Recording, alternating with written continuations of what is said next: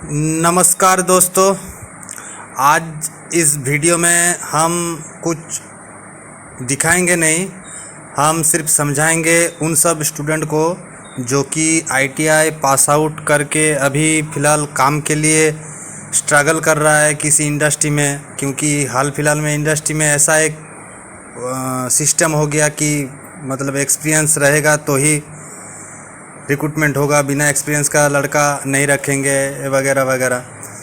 तो अगर आप आईटीआई या फिर वोकेशनल या फिर डिप्लोमा कुछ भी किए होंगे टेक्निकल लाइन में, तो फिर अगर इंडस्ट्री में काम आपको मिल गया तो क्या होगा, अगर ये वीडियो आप देख लीजिए, आप समझ गए तो कुछ दिक्कत नहीं होगा। क्योंकि जो भी इंटरव्यू में पूछेगा बस इसी बेसिक पे पूछेगा कि नॉर्मली कितना एक्सपीरियंस है, क्या है नहीं है, स्टार्टर क्या है, स्टार्टर में क्या क्या रहता है। क्योंकि जितना भी मोटर हम लोगों का ऑपरेट होता है सब स्टार्टर से ही होता है, और बेसिक स्टार्टर नॉलेज अगर आपको मिल गया तो फिर कुछ दिक्कत नहीं है।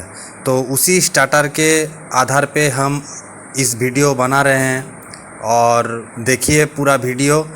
और इससे पहले पैनल का भी वीडियो हम छोड़े हैं, अगर पैनल में कुछ दिक्कत है तो वो वाला भी वीडियो देख लेंगे, और फिर हमको कमेंट में बता दीजिएगा कि क्या कहीं पे समझ नहीं आ रहा है कि क्या नहीं है।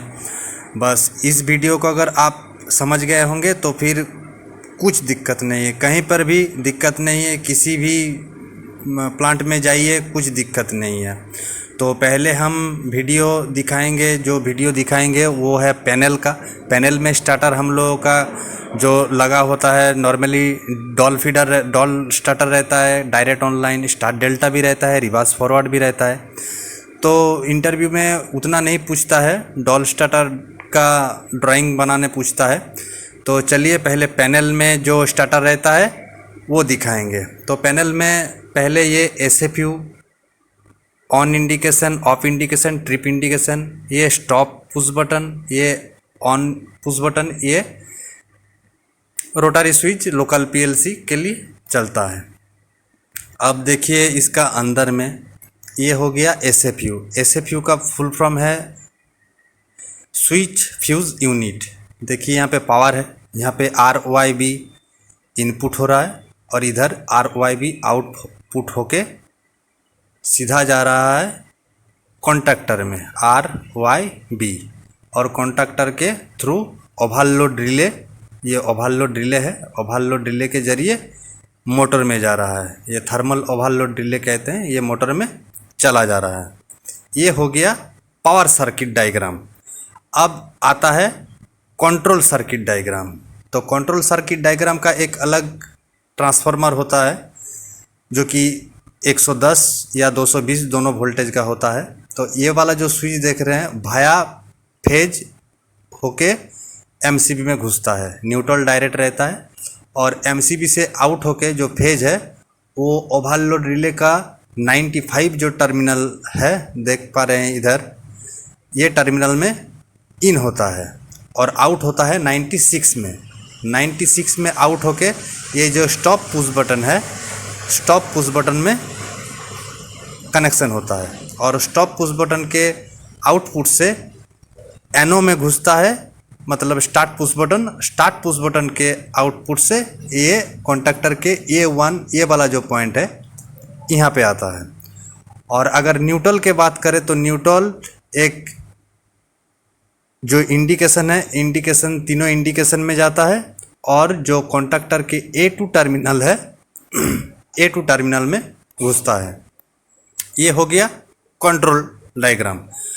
अब अगर होल्डिंग का बात करें तो एडन ब्लॉक हम लोगों को चाहिए होल्डिंग के लिए, और इंडिकेशन के लिए एडन ब्लॉक चाहिए।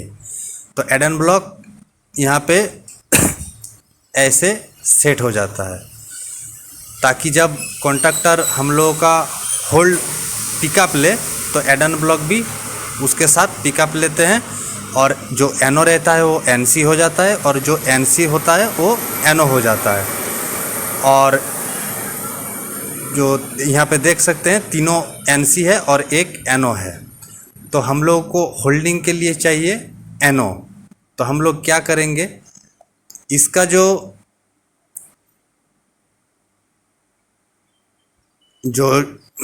हम लोगों का 96J6 से जो टर्मिनल जो वायर एनसी में स्टॉप पुश बटन में आ रहा है, उसका इन से एक तार लेंगे एनओ में और आउटपुट से एक तार लेंगे एनओ में। जैसे यहाँ से लेके एक एनओ का ऊपर कनेक्शन करेंगे और आउटपुट से एक वायर लेके एनओ के नीचे कनेक्शन करेंगे। तो ये हो गया होल्डिंग के लिए। और इसके अलावा भी अगर आप ड्राइंग देखेंगे तो पूरा समझ में आ जाएगा कि ड्राइंग हम कैसे बना रहे हैं। तो चलिए ड्राइंग शुरू करते हैं। ये हो गया कंट्रोल डायग्राम, फेज दे रहे हैं पी, ये हो गया फेज। तो पहले एमसीबी, ये हो गया एमसीबी, फिर एमसीबी से ओवरलोड रिले के 95, ये जो 95 राइट साइड में देख सकते हैं, 96 में आउट होके स्टॉप पुश बटन में, जो स्टार्टर का स्टॉप पुश बटन होगा वो एनसी रहेगा, और फिर आउट होके स्टार्ट पुश बटन में जाएगा और फिर चला जाएगा ये कॉन्टैक्टर के जो कॉइल रहता है A1 लिखा होता है, A1 और A2 कॉइल होता है कॉन्टैक्टर का, A1 में चला जाएगा। और कॉन्टैक्टर का A2 जो टर्मिनल है, जो A2 टर्मिनल है वो चला जाएगा सीधा, जो MCB का न्यूट्रल पॉइंट होगा वो न्यूट्रल में चला जाएगा। और अब जो होल्डिंग के लिए अगर कोई पूछेगा तो जैसे ये 110 और 220 वोल्ट का रहता है और 440 का भी रहता है।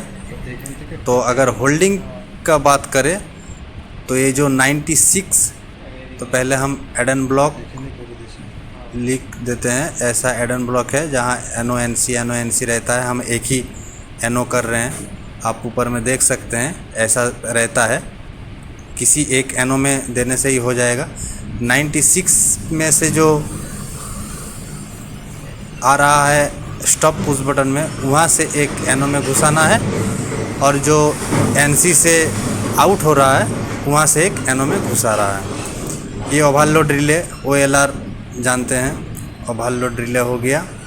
ओवरलोड रिले से स्टॉप, स्टॉप से होके स्टार्ट, स्टार्ट से होके कॉन्टैक्टर, ये हो गया फेज वाला कांड ख़त्म हो गया। ये कॉइल ऐसे मतलब समझाने के लिए। और ये हो गया A2, और ये हो गया न्यूट्रल। तो न्यूट्रल जो रहता है, ये जो कॉइल रहता है ये 110 भी रहता है, 220 भी रहता है, 440 भी रहता है। अब इसका जो पावर सर्किट डायग्राम है, ये पावर सर्किट डायग्राम एकदम सिंपल सा, एक बार देखने से ही समझ जाएंगे।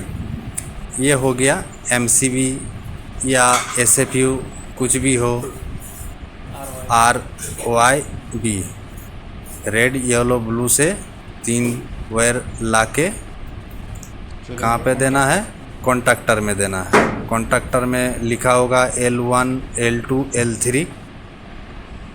ये हो गया कॉन्टैक्टर, और कॉन्टैक्टर के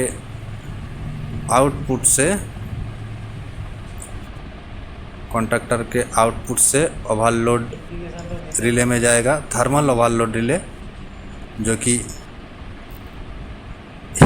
थोड़ा भी हीट होने से वो ट्रिप करवा देगा।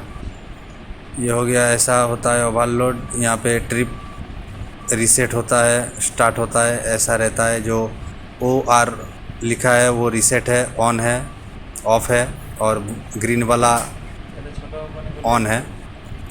और आउटपुट से चला जाएगा मोटर पे। ये इधर हो गया, ये रेंज है, रिले रेंज है, कितना किलोवाट एचपी का मोटर रहेगा उस हिसाब से इसको सेटिंग करना पड़ेगा। बस पावर सर्किट डायग्राम यही है और कुछ भी नहीं है। ये एमसीबी या फिर एसएफयू एमपीसीबी मतलब कुछ भी प्रोटेक्शन देने से ही हो जाएगा। और ये कॉन्ट्रैक्टर हो गया एमएनएक्स, जितना रेंज का मोटर रहेगा उस हिसाब से ओवरलोड भी देना पड़ेगा, ओवरलोड रिले भी देना पड़ेगा और कॉन्ट्रैक्टर भी देना पड़ेगा। ये रेंज तो पहले दिखा दिया आप लोगों को, ऐसा रहता है। और ये हो गया रीसेट रहता है एक, और एक रहता है ऑन, मैनुअली ऑन रिले से भी होता है। ये हो गया ऑन, अगर रिले से ऑन करना चाहते हैं तो रिले से भी ऑन होता है। तो वीडियो हम लोग लग रहा है आप लोग समझ गए होंगे, कंट्रोल डायग्राम भी और पावर डायग्राम भी। कंट्रोल डायग्राम भी एकदम सिंपल सा किए हैं। तो